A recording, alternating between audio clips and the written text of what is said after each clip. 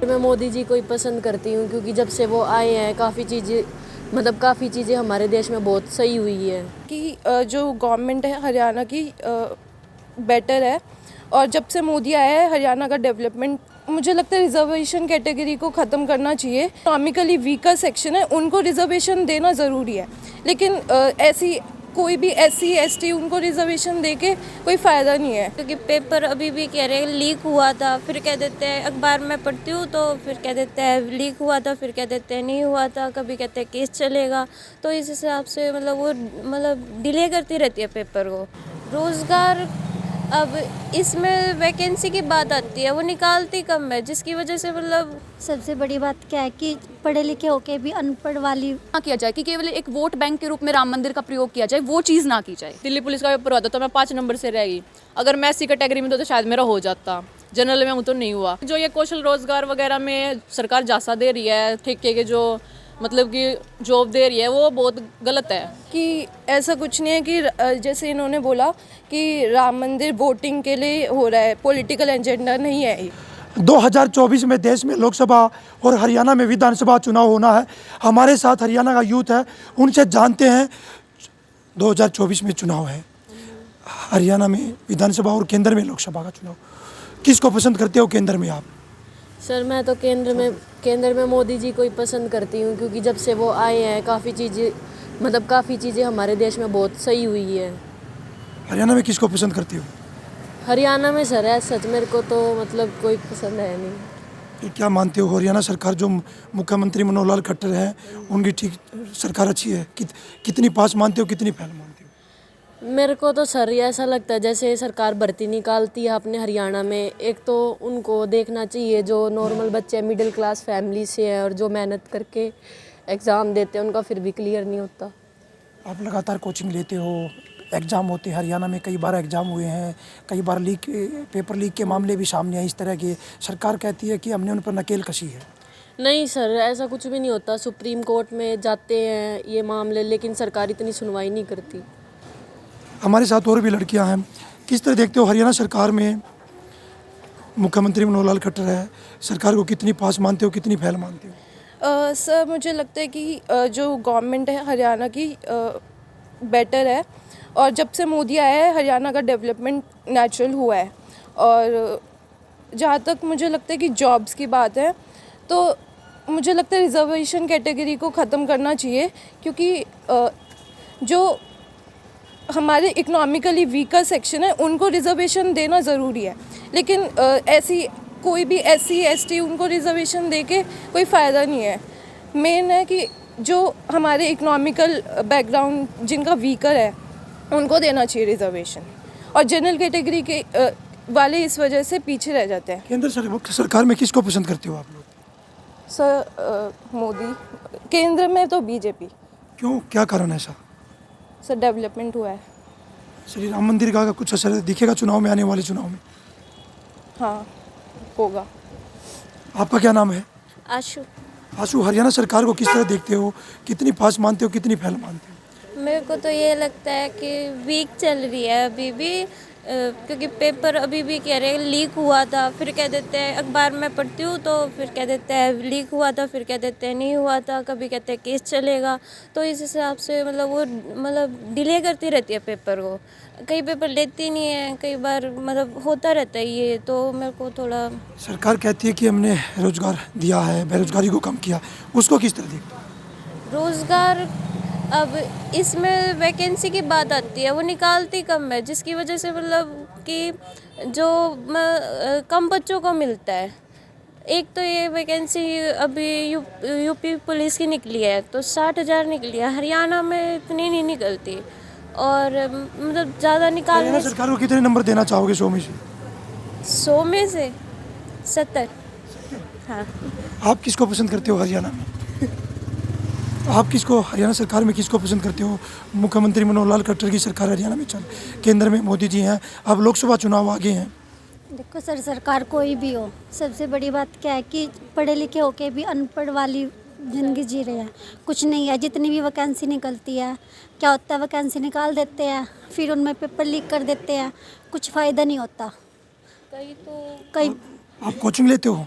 हाँ जी। हम यहीं से कोचिंग ले रहे हैं, पढ़ाते हमारे टीचर अच्छा है, सब चीज़ अच्छी है।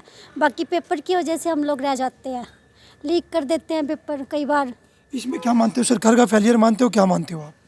सरकार का ही है, जब पेपर कैंसिल कर देते हैं। अब जैसे कि बोलते थे हर साल सीटेट का पेपर निकालेंगे, तो अभी 2-3 साल से जैसे कैंसिल कर देते हैं, आता नहीं है, तो सरकार का ही है ना। फिर आपके लिए सरकार कितनी पास है, कितनी फेल है? अभी तो कुछ कह ही नहीं सकते, जब सरकार तो कोई भी हो हमारे लिए तो जो करेगी हम तो उसको वोट देंगे ना, हमारे लिए तो वो सही है। सरकार कोई भी आए, ये है। आपका क्या नाम है? कोमल। कोमल, हरियाणा सरकार को किस तरह देखते हो? मुख्यमंत्री मनोहर लाल खट्टर कितने पास है, कितने फैल हैं? कहते हैं कि बेरोजगारी को दूर किया, हमने रोजगार दिया है, भ्रष्टाचार को कम किया है। सर देखिए, अगर हम हरियाणा लेवल पे बात करें तो जैसा कि मैम ने अभी बताया है हमें कि पेपर लीक की समस्या सबसे ज़्यादा बड़ी चल रही है आज के टाइम पे। ऐसा अक्सर बोला जाता है कि हरियाणा में अनएम्प्लॉयमेंट बहुत ज़्यादा है आज के टाइम पे, और आप देख सकते हैं कि यूथ की कैसे भीड़ है। अभी आप जहाँ पे खड़े हैं सुभाष चौक में, यहाँ तो कोचिंग सेंटर का हब है, इतने सारे बच्चे कोचिंग लेने आते हैं। तो मैं ये कहना चाहूँगी कि बच्चे सरकार को पास या फेल तब मानेंगे जब उन्हें रोज़गार मिलेगा, या जब उनको वो अपनी लाइफ में सक्सेसफुल हो जाएंगे, उस टाइम पर ये बात होगी। और पेपर लीक की समस्या और पेपर कैंसिल हो जाने की समस्या बहुत ज़्यादा है हरियाणा में, तो यहाँ पर हरियाणा सरकार बहुत ज़्यादा लैग करती है। केंद्र में किसको पसंद करते हो? सर मैं एज सच किसी सरकार को या पार्टी का नाम नहीं लेना चाहूँगी। केंद्र सरकार में मैं उसको पसंद करूँगी जो देश के विकास में योगदान देगा। फॉर एग्जांपल अभी मोदी जी हैं, जिस तरीके से मोदी जी डिप्लोमेटिक रिलेशन बनाते जा रहे हैं, दूसरे देशों के साथ अपने संबंध को प्रगाढ़ करते जा रहे हैं, वो चीज़ काफ़ी अच्छी है। लेकिन देश के लेवल पर भी मोदी जी काम करेंगे तो वो सरकार बेस्ट होगी। सरकार वही अच्छी है जो सरकार देश के लिए काम करे। राम मंदिर का कितना असर देखते हो लोकसभा चुनाव में? अब लोकसभा चुनाव का बिल्कुल कभी भी बच सकता है। जी देखिए, राम मंदिर जो है आस्था के लिए अगर हम बात करें तो हिंदू हमारे बहुत ज़्यादा है, लाइक इंडिया एक हिंदू राष्ट्र हम कहेंगे, ऐसे हम लोगों ने नहीं इसको अनाउंस किया है, बट हिंदुओं की आस्था का भी ध्यान रखा गया। ये चीज़ बहुत अच्छी बात है कि जहाँ पे राम जी का जन्म हुआ वहाँ उनका मंदिर बना, उनको अपनी जगह मिली। लेकिन मैं कहना चाहूँगी कि इस चीज़ को लोगों की भावनाओं के साथ खिलवाड़ ना किया जाए, कि केवल एक वोट बैंक के रूप में राम मंदिर का प्रयोग किया जाए, वो चीज़ ना की जाए बस। अभी इजराइल को लेकर सरकार ने भर्ती निकाली थी कि कुछ युवाओं को इजराइल भेजेंगे। रोहतक में हज़ारों की संख्या में, लाखों की संख्या में युवा पहुंचा था, उसको किस तरह देखते? सर इस बारे में मैं दरअसल कुछ कमेंट नहीं करना चाहूँगी, इस बारे में इतनी ज़्यादा नॉलेज मुझे है नहीं अभी इस केस के बारे में। फिर सरकार कहती है कि हमें रोजगार दिया है जी, उसको किस तरह देखते हो? सर रोज़गार देखिए, एक तो प्राइवेटाइजेशन बहुत ज़्यादा चल रहा है आज के टाइम पे, तो वो आज का क्या है, हमारे इंडिया में क्या ज़्यादातर गवर्नमेंट जॉब की तरफ ज़्यादा रुझान किया जाता है, तो ये चीज़ है। तो अनएम्प्लॉयमेंट है बट वो चीज़ हो रही है, कवर हो रही है, काफ़ी अच्छा है ये जो स्टेप्स लिए जा रहे हैं। आपका क्या नाम है? कीर्ति सर। कीर्ति, किस तरह देखते हो हरियाणा सरकार को? अब जो हरियाणा सरकार है, लोकसभा चुनाव पहले तो केंद्र में, फिर विधानसभा, किसको पसंद करते हो हरियाणा में? सर सरकार कोई भी हो, लेकिन मैं दो बात कहना चाहूँगी। या एक तो ये रिजर्वेशन ख़त्म करना चाहिए, मतलब जो SC ST वगैरह है इनसे वो ख़त्म कर देना चाहिए। वो सिर्फ उनको देना चाहिए जो इकोनॉमिकली वीक है, ये चीज़ फिर इक्वली हो जाएगी। मतलब ये नहीं होगा कि SC ST को जॉब मिले। जैसे अब मेरा दिल्ली पुलिस का पेपर हुआ था तो मैं 5 नंबर से रहेगी, अगर मैं SC कैटेगरी में तो शायद मेरा हो जाता, जनरल में हूँ तो नहीं हुआ। तो वो चीज़ ख़त्म कर देनी चाहिए, सिर्फ इकोनॉमिकली जो वीक है उस पर काम करना चाहिए सरकार को। और एक जो ये कौशल रोज़गार वगैरह में सरकार जासा दे रही है, ठेके के जो मतलब कि जॉब दे रही है, वो बहुत गलत है। उसको मतलब थोड़ा और वो करना चाहिए सरकार को। सरकार कोई भी हो, लेकिन यूथ जो है बैकबोन होती है, वो कोई पूरे मतलब किसी भी देश की तो वो बैकबोन होती है। लेकिन अगर सरकार उस पर काम नहीं करेगी तो सब कुछ कमज़ोर पड़ जाएगा आगे जाके। सर आप लोगों का क्या सुझाव है, क्या कैसी सरकार ने इसको करना चाहिए?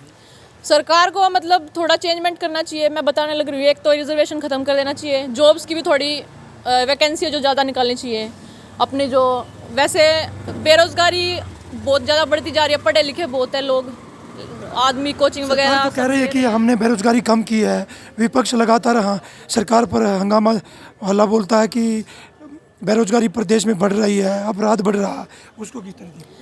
सर वो बढ़ेगा ही, अगर वैसे पढ़े लिखे बहुत हैं लेकिन नौकरी नहीं मिल रही, और मतलब खर्चा बहुत ज़्यादा बढ़ रहा है, महंगाई इतनी ज़्यादा हो रही है, तो उसका असर बहुत ज़्यादा होगा, आगे जाके और ज़्यादा बढ़ जाएगा इस चीज़ का असर। लेकिन सरकार को थोड़ा इक्वली बैलेंस करनी चाहिए सारी चीज़ें देख के। राम मंदिर अभी बना है, प्राण प्रतिष्ठा देश के प्रधानमंत्री ने की है, उसका असर कितना देखते हो अभी आने वाले चुनाव में? उसका असर डेफिनेटली होगा। उसका मतलब देखो, कोई भी चीज़ है उसका वो तो लेके चलती है, ऐसा नहीं है कि विक्टिम प्ले तो होता है सर, और इससे वोट भी वो आएंगी सरकार को, लेकिन ठीक है, भावना से खिलवाड़ नहीं करना चाहिए कि अभी की पहले, या तो पहले कर देते या बाद में कर देते। ऐसा नहीं होना चाहिए कि बिल्कुल वोट के लिए ही किया जाए, उनको देखना चाहिए।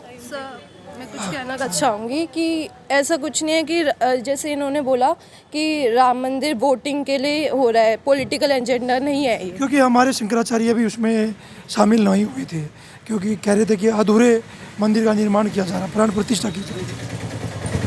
हो सकता है, इसका कोई लॉजिक नहीं है कि पॉलिटिकल उससे आप रिलेट करोगे, लेकिन मुझे नहीं लगता कि सिर्फ, पहले भी तो कांग्रेस के टाइम पे भी तो ये चल रहा था ना, यही वाला मुद्दा, तब भी तो कोर्ट में केस भी लड़ा जा रहा था, तब क्यों नहीं हुआ अभी?